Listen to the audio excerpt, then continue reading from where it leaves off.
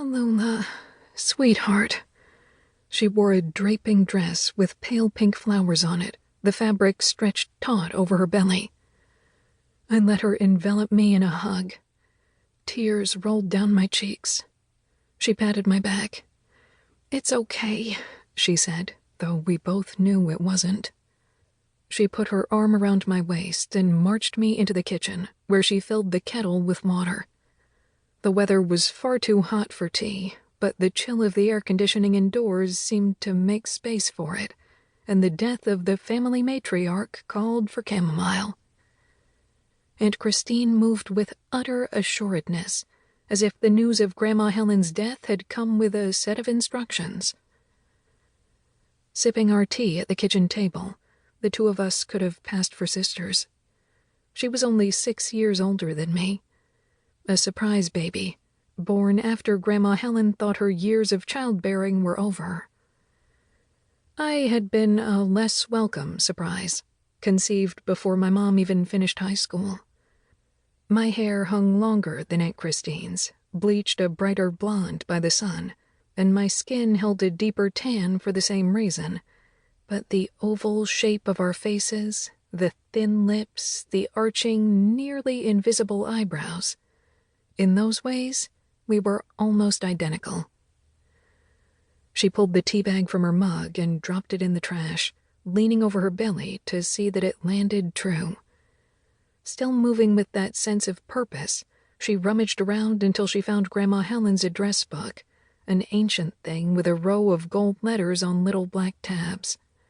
She flipped to the D tab, marked her place with a manicured finger, and dialed. "Lizzie," she said, "it's Christine, Helen's daughter. I'm afraid I have some sad news. There's been an accident." Her voice cracked a little as she explained, repeating what the sheriff had told me.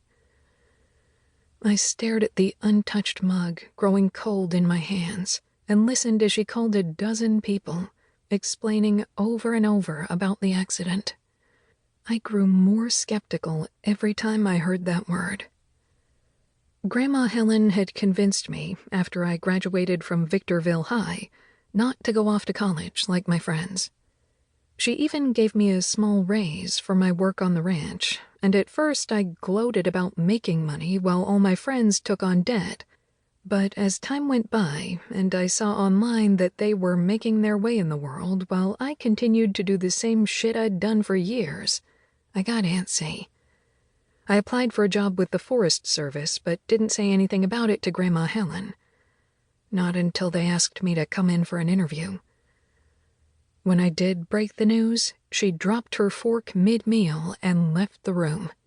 We didn't even argue.